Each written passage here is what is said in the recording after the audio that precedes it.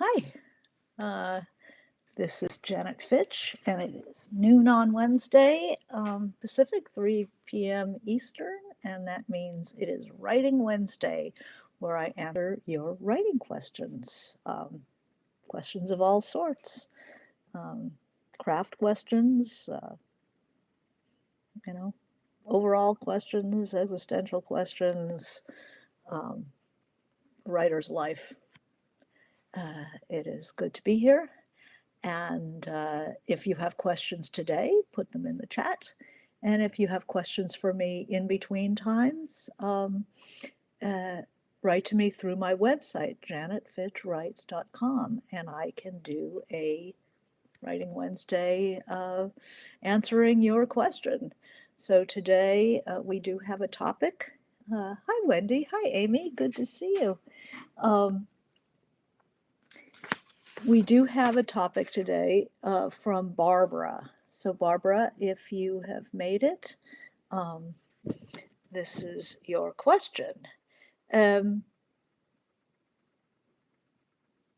Say, after years of writing for corporations and the government, I'm at last able to be a full time writer, says Barbara. But years of bland official writing, hi Laura, but years of bland official writing turned my writing style to mush. Help. So the general question is, can you talk about developing the skill of using crunchy words, perhaps some methods to be able to use poetic techniques, poetry to develop that skill? Um, I can certainly recommend some things. Hey, hi, Brenda. You've made it. It's Brenda's question. Brenda's question. Um, Good. So I'm glad you're here. And so we're going to talk about crunchiness in the prose. Hi, Bozena. Hi, Sarah. Um, Good prose has it's almost a taste. For me, I'm a very sense-oriented person, as you know.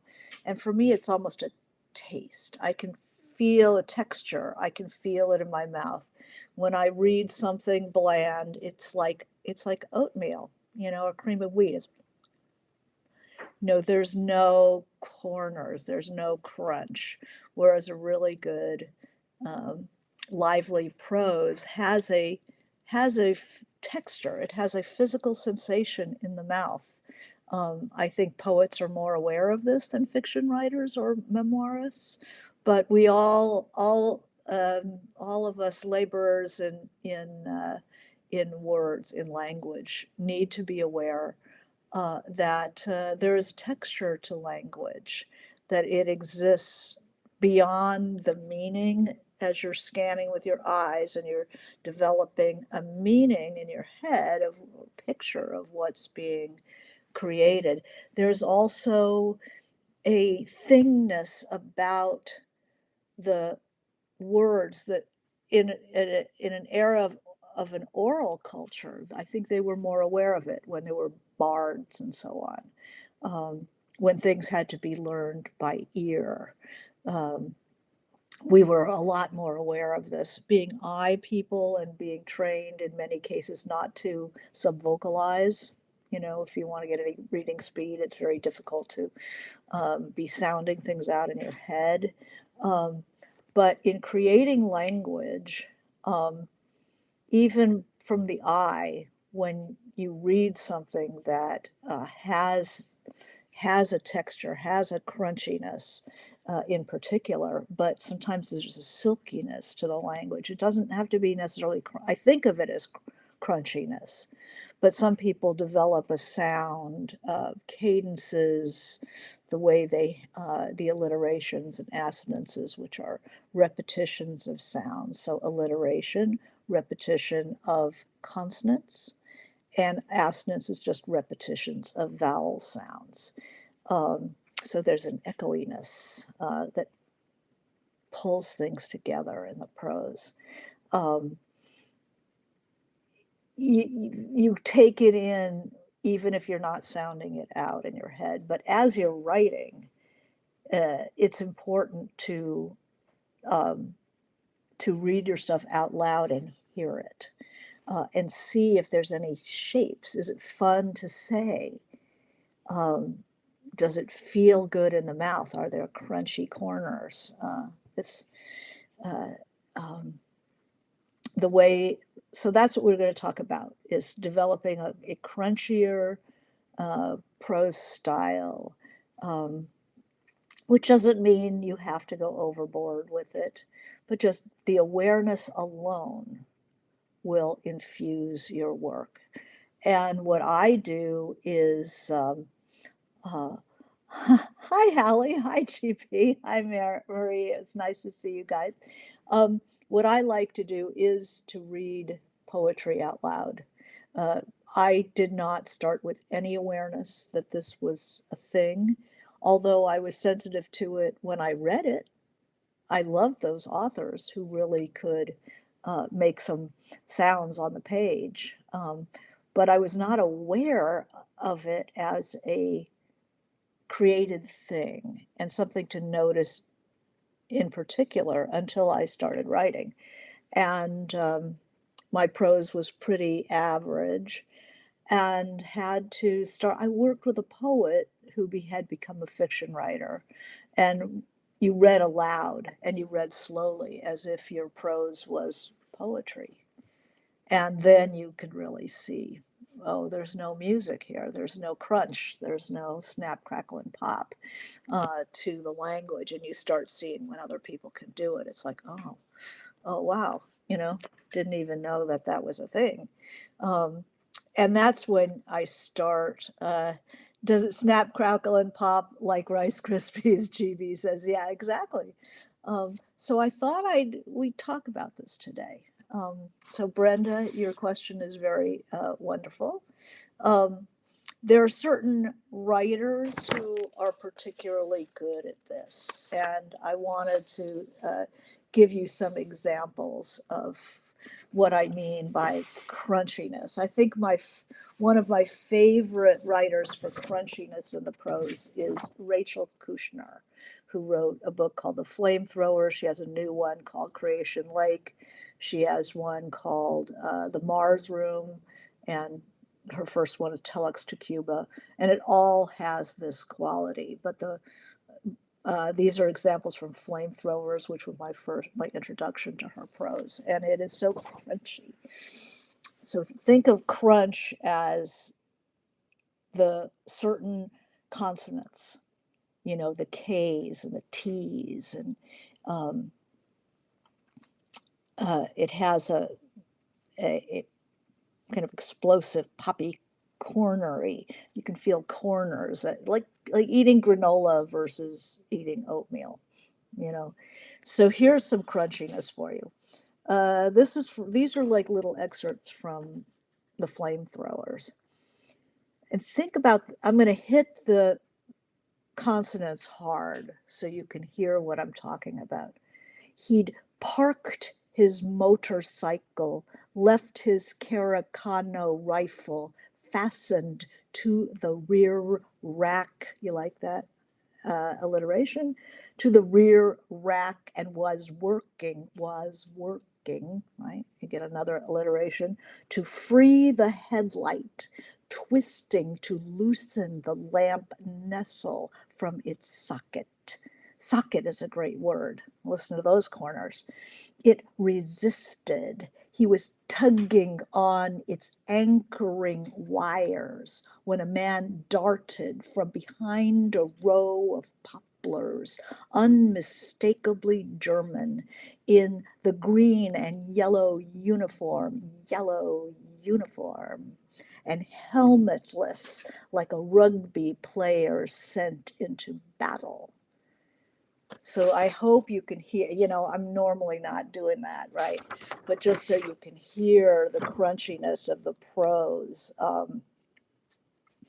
Uh, and you can do it with repetitions of beautiful vowel sounds as well, I felt a great sense of mission, even as I sat under a truck stop awning, sweat rolling down the sides of my face, an anonymous breeze, hot and dry, wicking, there's a good corner, wicking the damp from my thin undershirt. 5 minutes, I told myself, 5 minutes. If I stayed longer, the place on the map depicted might encroach.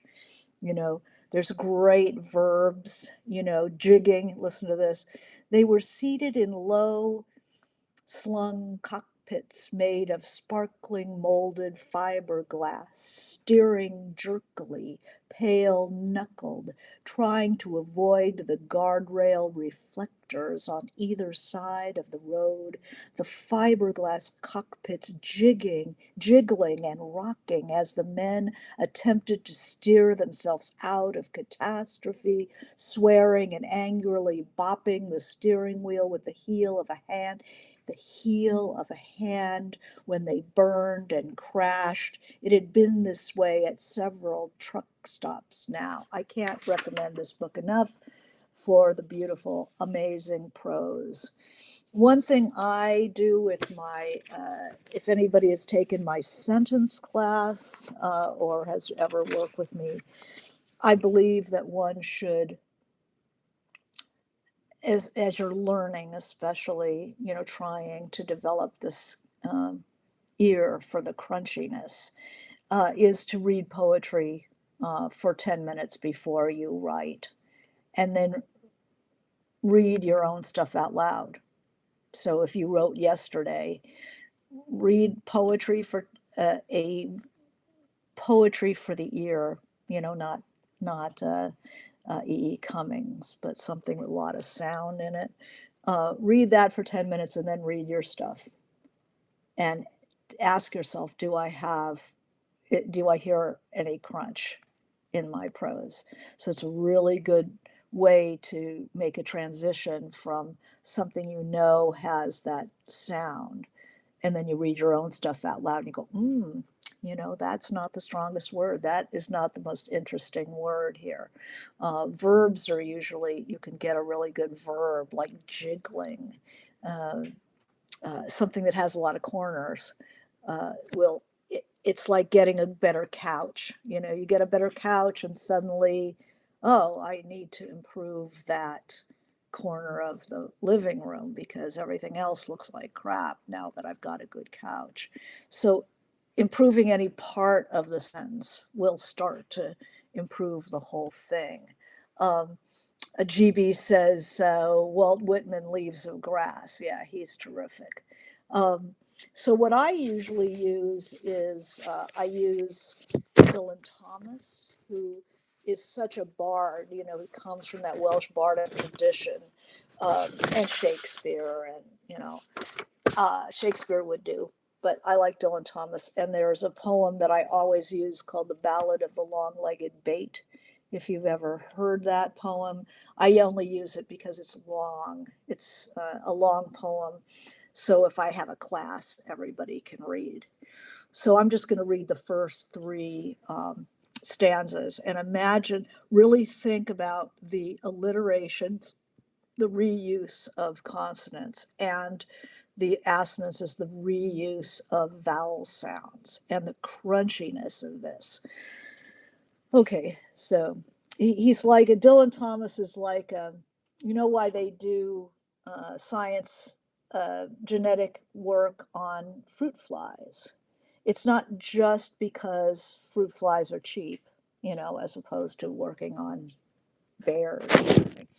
Um, it's not only that fruit flies are cheap, but their genes are very large and it's easy to see them. They're easy to work with because it's very large. And I use Dylan Thomas because he's like I'm the only person who's ever going to call Dylan Thomas a fruit fly. But he's like the fruit flies that you cannot mistake the sound. It's so crunchy. It's like a lot like the Rachel Kushner has that as well. But here's Dylan Thomas, the first. So the bows glided down. So there's an assonance, right? The bows glided down, and the coast blackened. There's an alliteration, bows and blackened. Boughs blackened with birds took a last look at his thrashing hair and whale blue eye. The trodden town rang its cobbles for luck. The corners of that, the rang, you know. Um, so you have the Christmas of those T's, trodden town, but then you have bows down and town. Um, Rang its cobbles. There's some good corners for luck. He uses a lot of birds, and evidently he could not. He used like the curlew. He just liked the sound of the curlew, but evidently he couldn't tell a curlew from a blue jay. He just liked the sound of it. So then goodbye to the fisherman boat with its anchor free and fast as a bird hooking over the sea, high and dry by the top of the mast, whispered the affectionate sand and the bulwarks of the dazzled quay. For my sake sail and never look back, said the looking land. So all those K's are great, the Z's are great. Um, Sake, sail, the looking land and back, you know. Um, just all of these sounds, and you start to become, it's like, um, in the old movies they have the sandpaper, the safecracker sensitizes their fingertips with sandpaper so they can crack the safe. This is what you're doing by listening, reading poetry aloud, hearing it through the cavity of your own sinuses and in the mouth. Just feels good. All those K's and T's and the W's, you know, um, like a whisper, the sound, bulwarks of the dazzled key. I mean, it's not a tongue twister, but it makes your tongue move around your mouth. And that's what we mean by crunchy prose. And then you read something like that, and then you read something bland. And, sometimes it is your own work that's bland. I'm not saying, things come out beautifully immediately. Sometimes just the distance between this kind of crunchiness and average prose is a wake up. Like, listen to this. Okay, so this is some average writing in an average book. Um,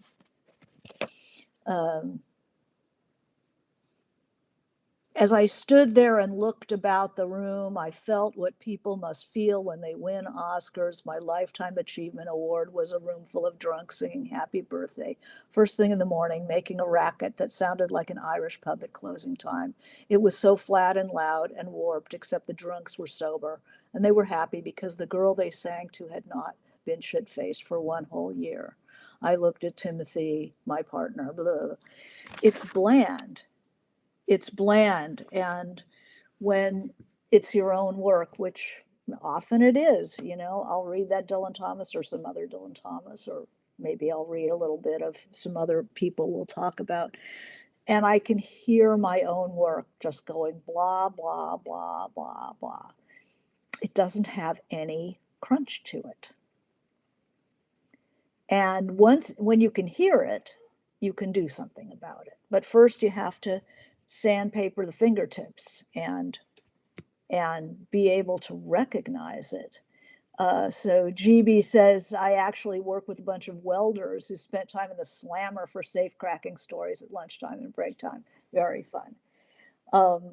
So some other examples, I thought we would look at some good crunchy prose that you can also take a look at. Here's jazz, Toni Morrison. Of course, it's jazz, right? So it should have some sound, right? Um, uh, Blind men thrum and hum in the soft air as they inch steadily down the walk. They don't want to stand near and compete with the old uncles positioning themselves in the middle of the block to play a six-string guitar. Blues man, black and blues man, black therefore blue man. Everybody knows your name. Where did she go and why, man? So lonesome I could die, man. Everybody knows your name. Jazz. Toni Morrison had no problem with her. But believe me, this kind of writing does not come first draft. This does not come out of the pen. Maybe when the angels sing, a piece of your work will come out like that. But the whole book will not come out like that.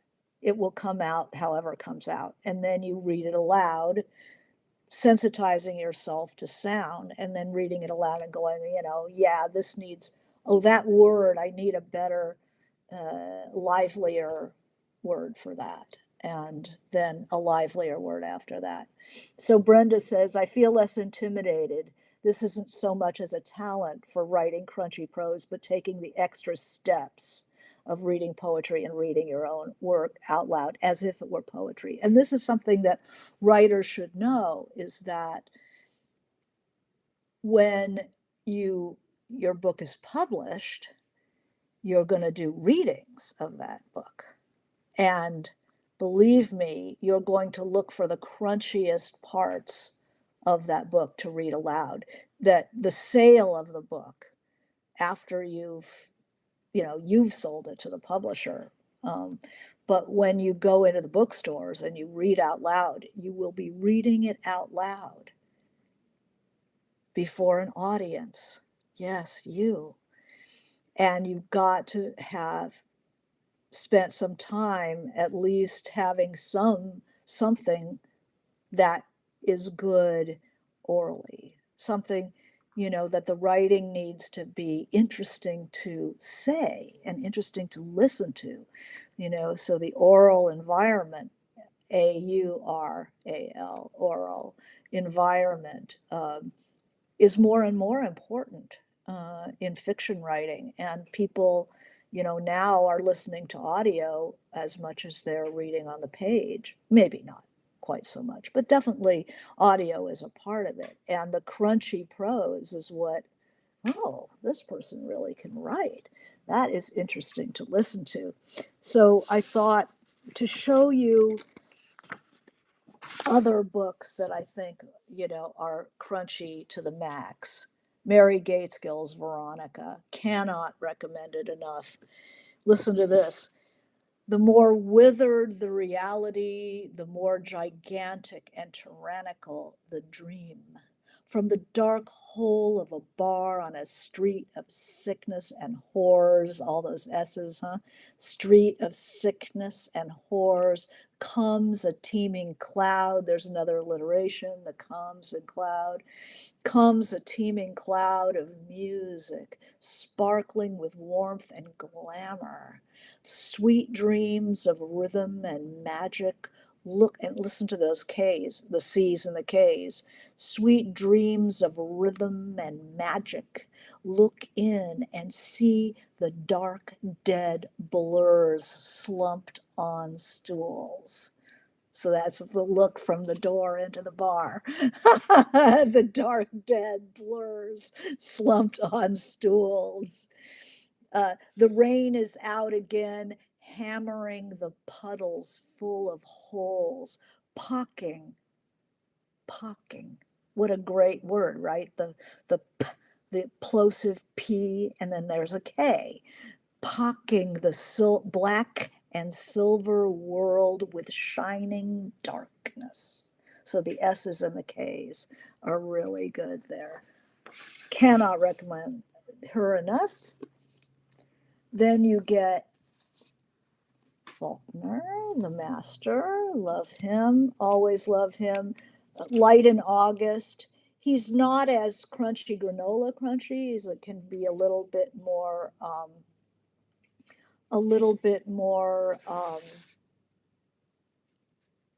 lyrical. So L's, S's, um, uh, When she was 12 years old, her father and mother died in the same summer. So, father, mother, and summer. In a log house of 3 rooms and a hall, without screens, so summer screens, in a room lighted by a bug-swirled kerosene lamp, the naked floor worn smooth as old silver by naked feet. Faulkner, always Faulkner. Who else is good and crunchy? Who have we here? Kerouac. Now, Kerouac is not, doesn't necessarily go back and edit his stuff. He's one of the guys who, he just has that crunch. That's what he's got, is the crunch. And he's got in spades, and it just never quits. And one of the great pleasures in life is to get an audio, a good audio version of On the Road and just listen to it. It becomes a song. Let's see. Here's a little bit of him, of Kerouac. The fire crackles, the patch gets sown, the creek gurgles and thumps outside. A creek having so many voices, it's amazing. From kettle drum, basin, deep bumps to the little gurgly feminine crickles over shallow rocks. Sudden choruses of other singers and voices from the log dam, dibble dabble all night long and all day long. The voices of the creek amusing me so much at first, but in the later horror of that madness night, becoming the babble and rave of evil angels in my head. So, minding the bat or the rip, finally ending up can't sleep because too awake now, and so on. It's a DT sort of nightmare. But a great, anything Kerouac, uh, if you want to see crunch. And you read it out loud, you get it in your head, you get that cadence, and then you write something, or you read your own stuff, and you can really bring it to life. Amy says Veronica is one of my favorites. That's Mary Gateskill. Uh, GB says one of the main reasons why we still need real bookstores. Yes, indeed. Another wonderful writer with lots of great corners in his work is Dennis Johnson, and there's this is a Dennis Johnson that nobody reads, and it is absolutely one of my favorite books. So I'm very into introducing you to it. Already Dead, the great Dennis Johnson. Like, listen to this. This is talking about redwoods, and the assembled redwoods, really just youngsters, less than a century old. That T makes it, right? Less than a century old, but already 100 feet tall, drinking in everything audible, giving none of it back. I felt about these trees that in their mindful silence they were inventing a new, an unexampled bliss. Bliss is a great word, huh? Bliss, to which I'd be admitted when I shed my scruples. I just go through a book like this and I put big check marks next to everything I liked. The wildness of this terrain creates and explains me as much as anything I've inherited or been taught. I like that terrain creates, explains. You get that assonance is a very beautiful writing. It's drug deals on the north coast of California, Already Dead. Cannot recommend it enough. Um, let's see what else I have. It doesn't have to be necessarily that rolling Kerouacian uh, poetics. Like, here's crunchiness in All the Pretty Horses, Cormac McCarthy, which is very like scrub tabletop stuff. But now listen to listen to the words, the word choice. He spoke to the man behind him, and two men came forward and began to look through his things. They dumped out the wooden coffee box on the floor and kicked through his clothes and his shaving things, and they turned the mattress over on the floor. They were dressed in greasy and blackened khaki uniforms, and they smelled of sweat and wood smoke. So he listened to his prose. It's very plain construction, but it's the care that he took on the choice of words, the crunchiness of the words, and the rhythms of those sentences that Cormac McCarthy wins it.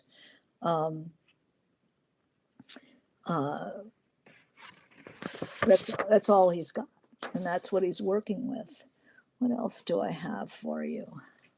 I actually wrote notes which have temporarily run away from me. One of the things I had trouble with was finding cruddy writing. I could not find cruddy writing today. I usually don't prepare for this, as you know, but it was too interesting a topic, and I wanted to get some materials together for you. But I had a hard time finding cruddy writing because it goes right out the door. I get something cruddy, especially if I buy it, but usually I don't even buy it. But if I buy it by accident, it goes right out into the little library down the street. I don't. So I had a real hard time finding bland and cruddy writing to share with you because there's nothing in the house that's bad. But take a look at the books that maybe your friend recommended something and you read it and it's like, why is this so bad? Maybe the story was so good. It's a memoir or something. The story was so good, but the writing isn't. It's like, why is this so? It's not just noticing that it's bad. First step. Notice that it's bad. Notice that it's oatmeal. Notice that there's no texture when you read it out loud. And then look at the word choice and what words could have been exchanged. You can use it as a little exercise for yourself. You take a few sentences of that bad prose and try to tell it using more interesting words. See if you can get some corners, some flavor, some alliteration, assonance. Brenda says cruddy writing maybe doesn't get published. Not as much. Cruddy writing doesn't get published as much. Yes. And when it is, it's usually a lot of the times people will slide because they're working in genre, they're in thriller, they're in romance. But that often there's possibilities for exciting language, for crunchiness in those genres just as well as in literary or commercial fiction. Commercial fiction is where you're going to find the really bad writing. GB says reading the Bible, especially the Old Testament, another great resource. Yeah, if you look at a Dylan Thomas or you look at, just about anybody who was affected by the Bible and Shakespeare, there's your two underpinnings for language, for a lot of great writing. I mean, certainly Melville, you can hear the Bible in there really strongly. And Brenda says, I'm going to go over my chapter slowly and read aloud, which I've always avoided. Yeah, don't avoid that. So I wrote some crappy, what I thought was a couple crappy sentences that we could take a look at and see if we can rescue this. Okay, so we went down to the pool hall on A Street. It was crowded in there. We had to wait for a table, put our quarters down next to the others, and hung out watching. The players were mostly not very good. We were going to clean up if we could ever get a chance to play. So it's a story, it's conveying story stuff, but it has no sound. It's not a pleasure to read. Um, and nothing there is going to get a check mark by a reader going, oh, yeah, that's good.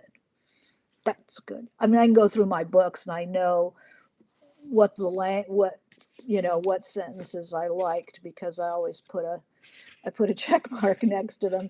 Often a light check mark because perhaps somebody else is going to see it someday. But let's see, can you see the check marks? There's one there. There's one there. Yeah, just, that's good. You can underline stuff, but a little check mark in the margin is usually enough for me. So this piece that if we were in class together, I would put the page on the screen and we could do some work with that. But seeing this is Writing Wednesday and it's all on the fly, we'll do it on the fly because that's what we do. First of all, we went down to the pool hall on A Street. What could we do with that? I would say, first of all, 8th Street. It seems like there should be a street with better corners. I mean, if this is fiction, if you're memoirist, you're just going to be stuck with the street that it actually was on. But if you're a fiction writer, you can change the name of the street to a crunchier name. And listen to how different these different streets sound. Ambled is a perfectly interesting way of walking. But let's look at 8th Street. You could have said Beverly. We went down to the pool hall on Beverly. Kind of interesting, huh? Normandy, Vermont, Silver Lake. And it would depend on what else is in the sentence that you might want to pick up that I of Silver Lake. Silver Lake is sort of a lightweight, but it has a nice K. Vermont has great corners. I bet people use Vermont a lot, or Western, which was my first idea. We went, and because of the went, if you don't want to change the went, we went down to the pool hall on Western. At least you get the alliteration, right? Sunset is a really nice, has an S that you could pick up if you wanted to, or the T, that crisp of the T. Melrose has really nice vowel sounds. Melrose, it kind of rolls. We went to the pool hall on Melrose. Let's get some more crunch in there. We'll give the pool hall a name. So I picked Shorty's. We went down to Shorty's pool hall on Sunset. We can pick up the alliteration. Went down to Shorty's pool hall on Sunset, or we can be, a B word, so Beverly, down to Shorty's pool hall on Beverly. There's N's in Normandy. So let's, we ambled down to Shorty's on Alameda. Then it was crowded in there. So that crowded is a nice word. So we go down to Shorty's pool hall on Vermont. Let's say what we're going to say Sunset. How would you work your way out of a sentence like it was crowded in a smoky pool hall is nice. It was crowded in there. See, crowded is the only interesting word. in that sentence. So we can edge our way to a table. We can, the Saturday night crowd, there's more, a little bit more going on. Saturday night crowd is interesting. Bodies were jammed together. I would get out the were jammed and just use jammed. Bodies jammed together. Always try for active verbs rather than the passive voice. So bodies jammed together. Bodies jammed together.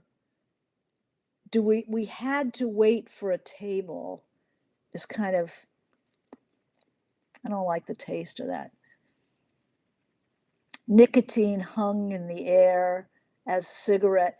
And I'm very interested. Okay, GB says the nicotine hung in the air as the cigarette ashes darkened the glass windows. So I always try to take out the thes if you don't need them. It crisps up the sentence. Nicotine hung in the air as cigarette ash darkened the windows, which are usually glass. So that's a tight, crunchy sentence. I like that a lot. Brenda says Saturday night at Shorty's meant bodies jammed together from door to tables. See, take the thes out and you crisp it up already. Yeah, really good. All right, so then we had to wait for a table, put our quarters next to the others, hung out watching. I like quarters. I think that's the crunchiest word in there. So it's crowded, the nicotine hung, the bodies jammed together from door to table. We worked our way, the W's, we worked our way to the back.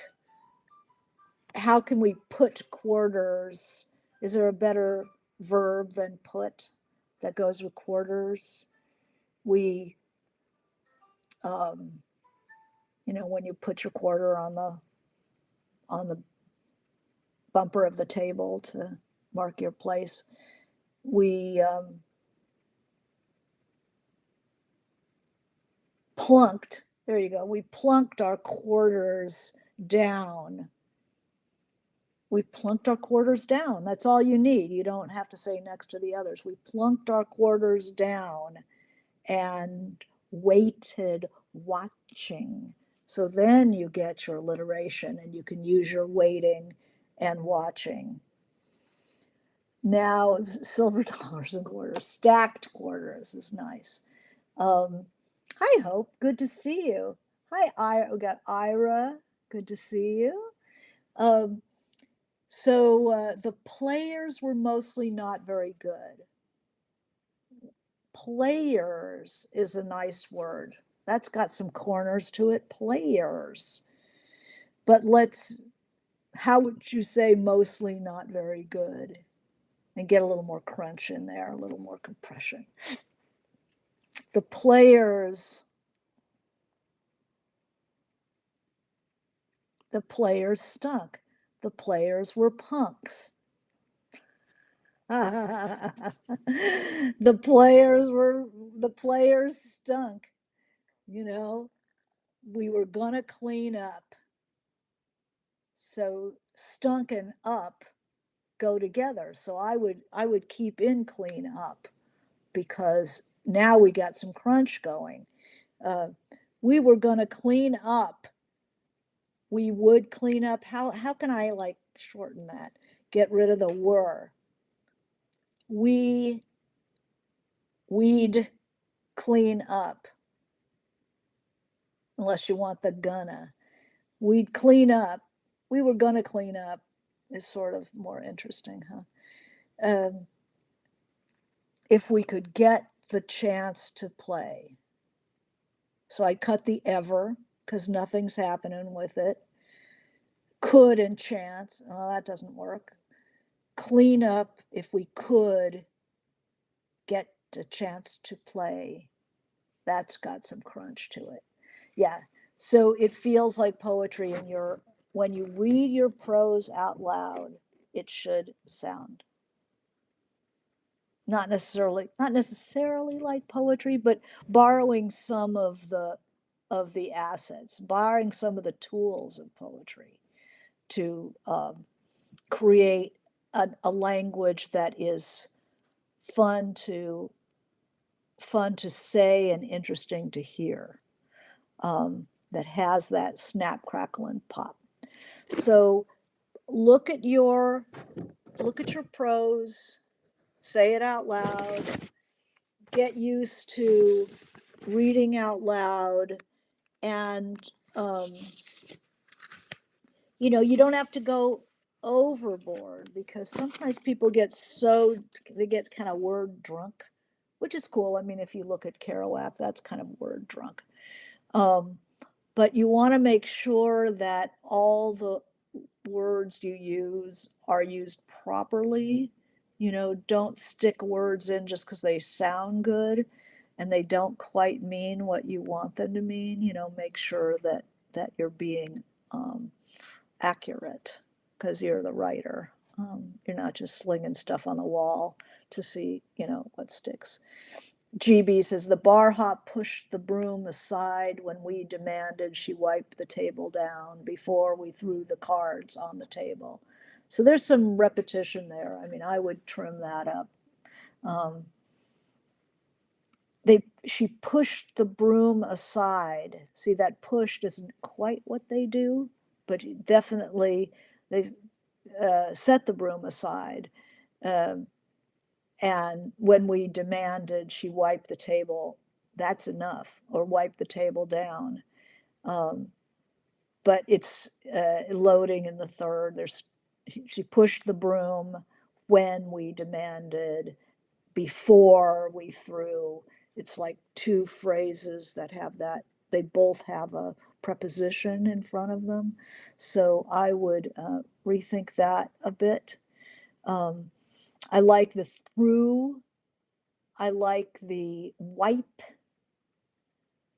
I might leave the broom off and just wipe the table. She put a rag down from wiping the table. But I like that wipe. I like the through. I like the broom. Broom and through is really nice. Aside and wipe is good. So you're getting sensitized to it. Um, so Brenda says, can't wait until you do another weekend intensive. I've done the sentence. I probably will do that again, maybe during the long gray winter weekends ahead. Yes, I would like to do that. And there was one other thing here that I missed. Um, and I want to make sure I didn't miss anything. Um, GB likes House of Breath. Work is a great story. Is that Ira? Is that in Jesus' Son? Are we still talking about Dennis Johnson? Or are we talking about Gateskill work?